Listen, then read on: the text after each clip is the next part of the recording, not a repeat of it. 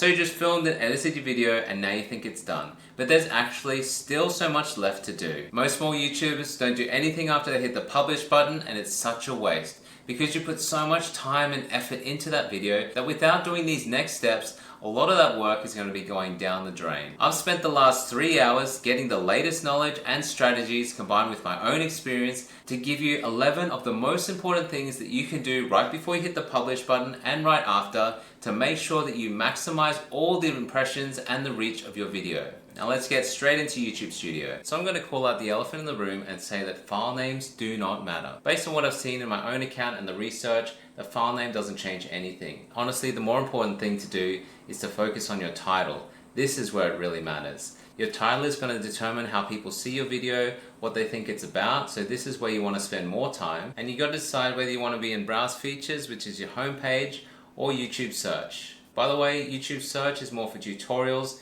so if you know that that's how you want to be found, then go for it. But YouTube Search is going to take a little bit more time for YouTube to understand your content and to find the right audiences versus Browse Features, which is available to anyone. You're going to show up on the home page and it's going to be almost immediate. Based on that, your title is either going to have a lot of keywords or just be really interesting. Now I know for this video, YouTube on easy mode, I did a few variations to find something like the harsh realities of YouTube. So for most of you, it's really just about creating an engaging title, something that's going to capture attention and make people want to click on it. Now for the description, before I did my research, I used to write a little paragraph, but now I can see there's an even better way, and that's to use ChatGPT to write a keyword-rich 95-character line about what your video is about, followed by the call to action. So that's exactly what we're going to do. We're going to go to ChatGPT. I've asked it to write a keyword-rich summary of my YouTube video about how YouTube is on easy mode in 95 characters. It said it's in 2024, but I'm just going to change that. And then you'll have your call to action. So I'll just say that I have a newsletter, and you can subscribe here. So now I've got my newsletter. Now moving on to video chapters, there's 3 options that you have. You can either create your own, you can get YouTube to make it, or you can just skip it altogether. And for what I've seen, people either completely disregard them or they create their own. They don't use YouTube. It's your opportunity to add some more keywords in there, so I do highly recommend that you add them. So let's just pop some in. So all you have to do is play a video and then mark the time where a chapter begins. You write out the title, and you don't always have to describe everything because you might also want people to have a little bit more mystery in your video, and that encourages people to keep watching it. So this is what mine looks like. Now the next thing you want to do is throw a few links in for videos. But you don't just want the videos themselves. There's a little trick that YouTubers use to get the most out of every viewer, and that's to add playlist links. You can easily do that in YouTube Studios by going to your playlist. You then pick the playlist and then you choose Get Shareable Link. So now the link is copied to my clipboard, and so I can paste it here. So now I have a link to show people that they can watch more content creation right here. And the beauty of a playlist is if you look on the right here, the viewer is just going to watch the next video after next after next. They're going to be in my little ecosystem versus going into other people's videos straight after mine. So it's a great way for you to maximize each viewer that comes to your channel. And the last thing to do in the description, and mind you this is optional, is to throw in a few hashtags that are relevant to the video. Anywhere from 3 to 5 is fine. I've heard of people do up to 60, but really it's your own choice here. They're probably not really going to help much, but it's still worthwhile because you might still get a few extra views. Now let's move on to our beloved thumbnails. These can make or break a video, so you definitely want to spend some time creating your own. Now in YouTube 2025, people are going back to the more authentic style. They're liking to see more natural thumbnails, but I still disagree with the auto-generated. You really want to be making your own thumbnails here. Now a relatively new feature that YouTube's brought in is a test and compare, where you can publish 3 different thumbnails, so I highly recommend you do it. It's still in beta testing. They reckon it's about 50% accurate, but even still, it gives you a good idea of how the different thumbnails are performing. So here's some random thumbnails from one of my other videos. I've got 3 very different types. I've captured different moments in my video, and then I've used Canva to put the text together. And so I've got 3 variations, things that I'm interested to see which will perform better. Then we click done.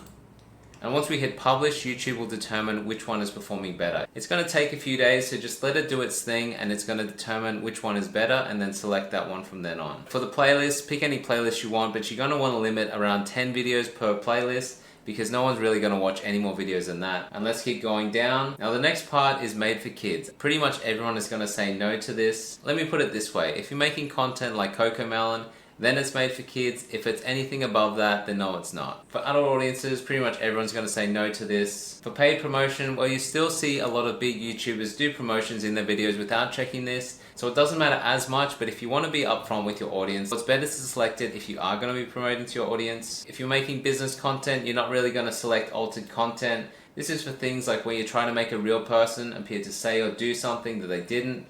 You've got altered footage, or you generate realistic looking scenes that didn't actually occur. So for the most part, we're going to say no to that. We want to uncheck automatic chapters. We can allow the automatic places and concepts. This is still fairly new. Now down with the tags, there's some varied opinions about this, and I've seen some great videos barely use any tags, and I've seen some crappy videos use all the tags. You can choose how you deal with this, but I believe that it doesn't hurt to have some tags in your videos. Just make sure that you vary them up, because not every video is going to have the same tag, and YouTube can actually penalize you if YouTube believes that you're putting the wrong tags in with the videos that you post. There's a lot of smaller options here that don't really matter. Things like the recording date and your location, no one really does that. When it comes to licenses, you can choose to either allow people to create content from your content, or you can use copyright to protect yourself. If you believe any press is good press, then go for Creative Commons. If you want to protect your content, that goes standard license. Most people just leave this on standard. If you're also okay with people embedding, that means copying your content onto their webpage, then allow that. And when it comes to publishing to subscriptions, you want to leave this checked if you're going to publish the same kind of content.